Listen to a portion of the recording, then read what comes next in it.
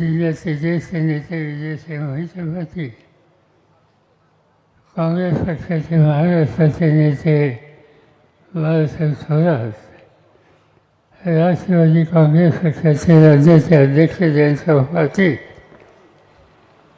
श्रीमंत छत्रपती शाहू महाराज, खासदार विशाल पाटील, फणीजी शिंदे, धैर्यशील पाटील मोहिते, ओमराजे निंबाळकर, व्यंकट बजरंग सोनवणे, संजय देशमुख वगैरे सर, माजी खासदार रणजितसिंह मोहिते या ठिकाणी व्यासपीठावर उपस्थित असलेले काँग्रेस पक्ष, राष्ट्रवादी काँग्रेस पक्ष, शिवसेना, अन्य मित्र पक्ष या सगळ्यांचे सहकारी आणि मोठ्या संख्येने उपस्थित असलेले आपण स्वतः महाराष्ट्राच्या अनेक जिल्ह्याचे आमदार बंधू भगिनींनो, एका कार्यक्रमाच्या निमित्तानं, चांगल्या कार्यक्रमाच्या निमित्तानं आज या ठिकाणी आपण उपस्थित आहोत. शिंदे साहेबांचा 84वा वाढदिवस. कधी माहीत नव्हतं की 84 वर्षाचे झाले. माझ्यापेक्षा 8.5 महिन्यांनी ते राहिले. असाच बघा कसे वागतात. त्यांचा सत्काराचं उत्तर हे शेवटी असतं. पण माझ्यापेक्षा लहान असताना सुद्धा कागदी करतात की मीच बघणार. शेवटी मला त्यांनी सांगायला लागले, मी बरा आहे, तुमच्यापेक्षा 8 महिन्यांनी का होईना मी थोरला आहे, त्यामुळे जास्त भानगडीत आमच्या नादी लागू नका. शेवटी तुमचा सन्मान आहे. हे हजारोच्या संख्येने लोक ह्या ठिकाणी आले तुमच्या सन्मानासाठी आणि तुमचे विचार ऐकण्यासाठी. मला आनंद आहे. मोहिते परिवारानं हा एक प्रचंड आणि उत्तम सोहळा या ठिकाणी आयोजित आणला. शिंदे साहेबांचा आयुष्याचा मोठा काळ हा तुम्हा लोकांच्या बरोबर गेला. कष्टानं फुलं आली, मुंबईला गेले, शिक्षण वाढवलं, पोलीस खात्याची नोकरी केली. हळूहळू समाजकारणाची आस्था निर्माण झाली. विधिमंडळामध्ये आले, मंत्रिमंडळात आले, मुख्यमंत्री झाले, राज्यपाल झाले, केंद्रामध्ये मंत्री झाले. एवढी प्रगती कोणाच्या आयुष्यामध्ये कधी मिळत नसते. मी सुद्धा अनेकदा सत्तेमध्ये होतो, पण यांच्या इतका कालखंड किंवा वेगळेपणा हा मलाही कधी जमला नाही. आणि हे त्यांचं वैशिष्ट्य आहे. आणि त्याचं महत्त्वाचं कारण सत्ता कधी डोक्यात जाऊन दिलेली नाही. पाय नेहमी जमिनीवर ठेवले आणि सामान्य माणसाची बांधिलकी कधी शोधली नाही. आणि त्याचमुळं आज एवढ्या संख्येनं त्यांचा सन्मान करण्याच्यासाठी तुम्ही सगळेजण, आम्ही सगळेजण उपस्थित आहोत. हे त्यांच्या कर्तृत्वाचं यश आहे. मी आठवत होतो, अनेक गोष्टी जवळून बघितल्या. कधी नाटकात कामं केली, हा काही घरी साधा नव्हता. अनेक उद्योग केले. पुण्याच्या लॉ कॉलेजमधून पदवीला झाली. पोलीस खात्यात सर्विस मारायला लागली. एक दिवशी मी जाऊन सांगितलं की सुशील कुमारजी, आता हा हाकी ड्रेस सोडा, आता खाली तिकडं चला. पण खाकी पोलिसाचा युनिफॉर्म सोडून आता दुसरा युनिफॉर्म आमच्याकडचा करा. त्यांनी हो बोलले. आणि आम्ही त्यांच्यासाठी एक जागा निवडली. ती जागा करमाळ्याची. आम्ही लोकांनी ठरवलं, मी महाराष्ट्र काँग्रेसचा जनरल सेक्रेटरी होतो, वसंतदादा मुख्य अध्यक्ष होते, चव्हाण साहेब होते, आणि आम्ही या सगळ्यांना सुचवलं की अतिशय अभ्यासू आणि उद्या भवितव्य असलेला असा हा तरुण आहे, त्यांना करमाळ्याच्या जागा द्या. नाही झालं. मी तर त्यांना राजीनामा द्यायला सांगितलं, नोकरी गेली, आणि करमाळ्याला तायफा हरी सोनवणे नावाच्या ग्रस्थांना तिकीट दिलं गेलं. तुझी चिंता होती माझ्या सरकारला की सरकारला नोकरी करायला सुद्धा लावली, आणि आता आमदारकी मिळाली नाही, करायचं काय? हे मला धीर दिला, काय काळजी करू नका, आपण यातनं बाहेर पडू. बाहेर पडायचं ठरवलं, आणि दुर्दैवाने काही महिन्यात साहेब हरी सोनवणे वाढले, जागा मोकळी झाली. पुन्हा आम्ही गेलो चव्हाण साहेबांच्याकडे, आणि चव्हाण साहेबांनी सांगितलं की या तरुणाला महाराष्ट्राच्या भवितव्याच्यासाठी संधी देणं याची गरज आहे.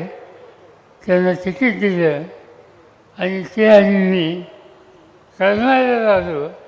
नामदेवराव जगतापचे नेते होते, निवडणूक केली, आणि तुम्हाला आश्चर्य वाटेल, नामदेवरावांच्याकडे निवडणुकीची सगळी जबाबदारी होती. पक्षाच्या वतीनं 15,000 रुपये त्यांना दिले. निवडणुकीचा खर्च त्या रकमेतनं झाला, आणि 2,500 रुपये शिल्लक राहिले, आणि ते 2,500 नामदेवरावांनी परत केले. हे चालीचं होतं त्या काळाच्या नेतृत्वाचं पक्षामध्ये काम करण्याच्या संबंधी. आणि तिथून महाराष्ट्राच्या विधानसभेत गेल्याच्या नंतर हे ग्रस्त थांबलेच नाहीत. मला आठवतं की वसंतराव नाईक मुख्यमंत्री होते, आणि त्यांच्याकडे घेऊन मी त्यांना गेलो, मंत्रिमंडळात घ्या म्हणून. काय आमच्याकडनं काही झालं नाही, पण थोड्या दिवसानं त्यांना राज्यमंत्री म्हणून केलं. आणि तेव्हा जे सत्तेमध्ये गेली, ते आमदार, मंत्री, CM, केंद्रीय मंत्री, राज्यपाल, पक्षाचा अध्यक्ष, पक्षाचा जनरल सेक्रेटरी, काय असेल नसेल तेवढ्या सगळ्या जागा हे गृहस्थांनी घेतल्या. माणसं तुझी काम करून दाखवलं, इतिहास निर्माण केला, आणि म्हणून अशा कर्तृत्वान व्यक्तीला नेतृत्वाने होत्या.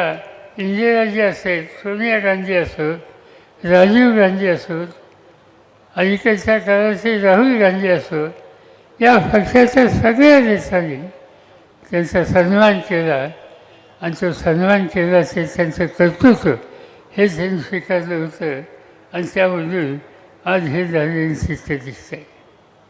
तुमचा तालुका, तुमचा जिल्हा महाराष्ट्राचा इतिहास निर्माण करणारा जिल्हा आहे. स्वातंत्र्याच्या चळवळीमध्ये अतिशय मोलाची कामगिरी करणारं सोलापूर शहर आहे. सोलापूर शहराच्या इतिहासामध्ये जे काही कर्तृत्व, शौर्य आणि त्याग हुशारपणे दाखवलं, ते या देशाच्या स्वातंत्र्याच्या इतिहासाचा महत्त्वाचा भाग होता. आणि त्या सोलापूरचं नेतृत्व अनेक वर्ष सुशील कुमारांच्याकडे आलं, आणि त्या शहराचा आणि त्या जिल्ह्याचा चेहरा हा बदलण्यासाठी सत्तेचा वापर कसा करायचा याचा आदर्श हा त्यांनी दाखवलेला आहे. ते आणि मी एका दृष्टीनं भाग्यवान आहोत. अनेकांच्याबरोबर आम्हाला जिल्ह्यात काम करायला मिळालं. मी स्वतः 72 साली पालकमंत्री होतो. शंकररावजी मोहिते पाटील सर्वसामान्य माणसाला संघटित करून, सामान्य माणसाचं नेतृत्व करून एक संस्थात्मक उभारणी कशी करायची असते याचा आदर्श मोहिते साहेबांनी त्या काळामध्ये केलेला होता. नामदेवराव जगतापासारखी व्यक्ती, माणसं जोडण्याची कला असते, तेही व्यक्तिमत्व या जिल्ह्यामध्ये पाहिलं. मी त्या कालचा पालकमंत्री असताना जिल्ह्याच्या जिल्हा परिषदेचे अध्यक्ष विजयदादा होते. उत्तम प्रकारचं काम त्यांनी जिल्हा परिषदेमध्ये केलं. अवधूत असतील, विठ्ठलराव शिंदे असतील, नामदेवराव जगताप असतील, अनेकांची नावं घेतली. ही माणसं सामान्य कुटुंबात नाही, पण त्यांनी सामान्याचं भलं आणि सामान्यांचा विचार कधी सोडला नाही. आणि या सगळ्या लोकांच्यावर मला किंवा सुशीलकुमार शिंदेंना काम करण्याची संधी मिळाली. आमच्या व्यक्तिगत जीवनाचा तो ठेवा होता, ही गोष्ट मी कधी विसरू शकत नाही. मला आनंद आहे की शिंदेंनी जे काही कर्तृत्व दाखवले त्या कर्तृत्वाची नोंद महाराष्ट्राने देशाने घेतली. हे सगळं खरं असलं, पण घरच्या लोकांनी नोंद घेणं आणि घरच्या लोकांनी सन्मान करणं याला एक वेगळेपणा आहे. आणि तो वेगळेपणा आज रणजितसिंह असेल, धैर्यशील असतील, त्यांच्या सगळ्या सहकार्यांनी या ठिकाणी दाखवला. त्याबद्दल त्यांना मनापासून धन्यवाद देतो.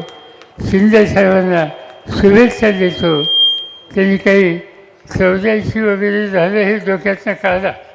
आपल्याला लावून जायचे, तुम्ही माझी कुठं नाही, तुम्ही काही चिंता करू नका, आपण आणखी सुरू जाऊ.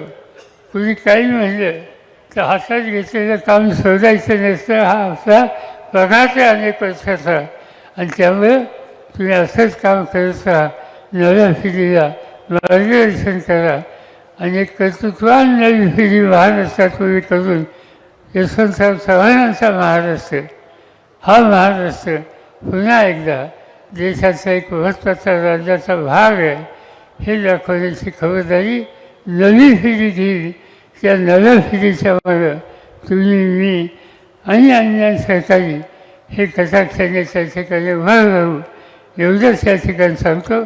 आणि त्यासाठीच तुमची प्रकृती उत्तम राहावं, तुमच्याकडून लोकांची सेवा करू, हेच या ठिकाणी सांगतो आणि माझे 2 शब्द संपवतो. धन्यवाद साहेब. Come on guys, hurry up. अरे सुन ना, एक ब्रेक ले लेते हैं. Guys, I'm telling you, तुम लोगों को सही से ट्रैकिंग नहीं आता. But that's okay, you can learn. रोज का ढक्कन देना. ये रेड वाला है, सही वाला देना. अबे ढक्कन, पहले तो सही पानी पीना.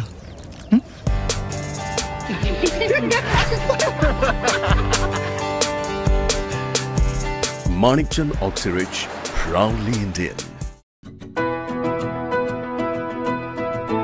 25 वर्षांचा प्रदीर्घ अनुभव व अत्याधुनिक तंत्रज्ञान यांनी सुसज्ज असे पुण्यातील आकाश आय क्लिनिक व लेझर सेंटर. रोबोटिक पद्धतीने वेदनारहित मोतीबिंदू शस्त्रक्रिया, तेही विना टाका व विना इंजेक्शन. मेडिक्लेमची सुविधा व सेम डे डिस्चार्ज. लेसिक लेझरने चष्म्यापासून कायमची मुक्ती फक्त 10 मिनिटात. काचबिंदू, रेटिना, ड्राय आय, मायोपिया अशा अनेक डोळ्यांच्या विकारांवर उपचार म्हणजेच आकाश आय क्लिनिक आणि लेझर सेंटर. CTR कंपनी जवळ, विमान नगर, नगर रोड, पुणे. संपर्क 8888173100.